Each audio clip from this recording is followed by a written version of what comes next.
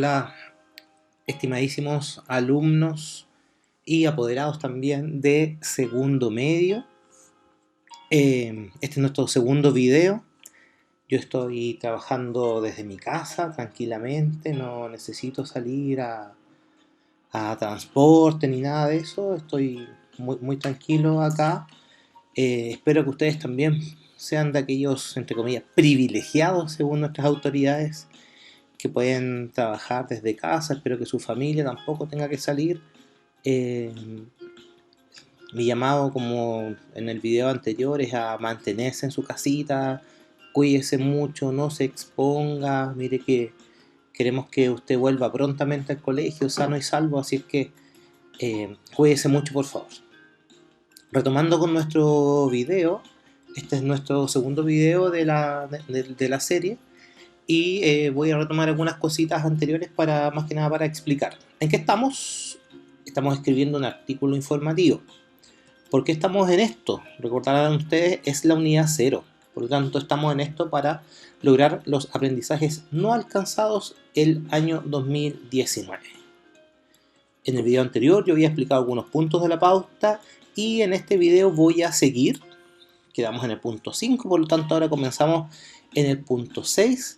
Quisiera explicarle algunas cosas también por si acaso usted no recuerda del video anterior. Esta pauta estaba pensada en una exposición, pero no va a poder ser una exposición, sino que la hemos cambiado a un texto en formato digital, a una parte del total del trabajo. El punto 6 nos dice que presenta de forma breve el tema a explicar, permitiendo a todos conocerlo a pesar de no haberlo investigado. Este es un indicador global.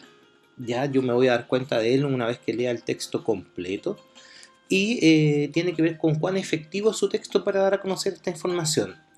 Tiene que ver con el orden en que usted fue proponiendo las ideas, cómo las fue desarrollando. Y como les decía, tiene que ver con la lectura total del texto. Y una vez que uno lo haga, y obviamente usted mismo cuando termine su texto, léalo también completo, se va dando cuenta si o no cumple con este criterio. Punto 7. Presenta su opinión respecto a la relevancia del texto elegido. Ojo, tenemos que decir cuán relevante es lo que hemos elegido. Entonces acá lo que importa es responder la pregunta: ¿por qué es importante el tema que elegí? ¿Qué relación tiene con la sociedad? Recuerden que los temas, cuando los elegimos en clase, hicimos harto énfasis en que tuvieran alguna relación con la sociedad. Entonces, siguiendo más o menos los mismos ejemplos anteriores, el tema de las mascotas, habíamos dicho subtema de las mascotas, datos, etc. Después vimos la tenencia responsable de mascotas. Y aquí viene un buen aporte. Por ejemplo, usted puede decir: la tenencia responsable de mascotas es importante no solamente por criterios de salud pública, y ahí desarrolla la idea, ¿cierto? Sino también por motivos éticos. Ahí tenemos una buena forma de explicar la relevancia del tema que yo estoy trabajando. Ahora, si usted pone en su texto: elegí este tema porque me gusta mucho, yo pondría esa misma cara. Después, acá en mi casa, pondría esa otra cara. Y finalmente, cuando tuviera que asignar el puntaje, estaría así.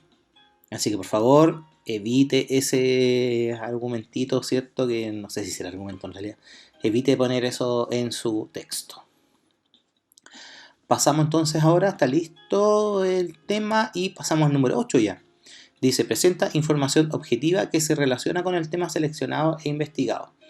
Recuerden que nosotros hemos hablado muchas veces el concepto de objetivo y subjetivo. Lo objetivo es aquello que no está digamos, con opiniones personales, con visiones personales. Lo objetivo tiene que ver con datos, con estadísticas, con cosas que no tienen que ver con opiniones, ¿ya? Y que esté relacionada con el tema, como está acá. Entonces, acá estamos hablando de información externa y como tal debe ser citada o mencionada.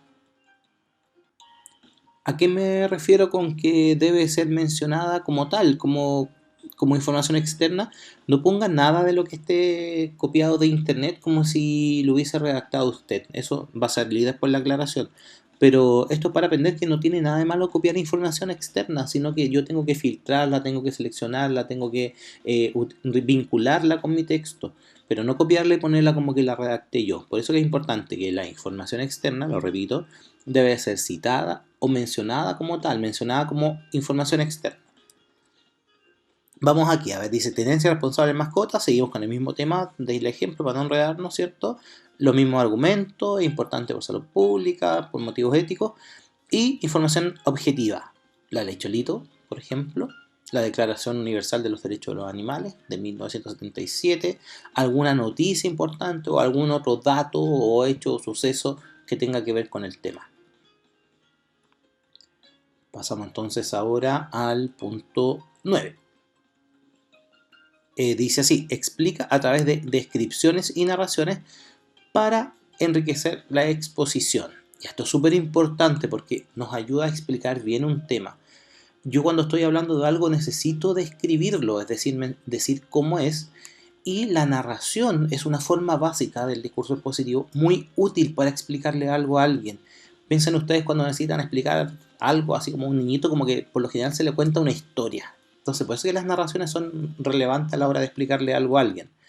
Dice acá, bueno, seguimos con nuestro mismo tema, ¿cierto?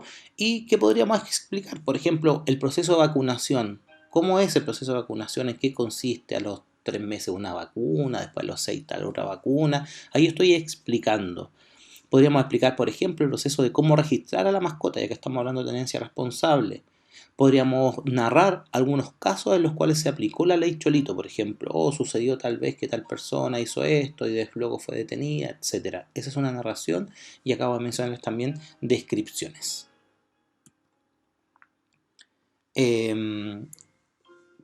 Solamente como para explicarlo, para que no, la narración tiene que ver con relatar un suceso y aquí, tal como yo les decía, podríamos poner un caso de abandono y adopción, por ejemplo. Sería una narración que quedaría bien con el tema que yo utilicé para poder explicar.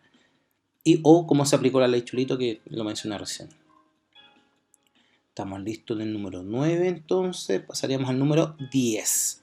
¿Qué nos dice el número 10? Da cohesión a su exposición.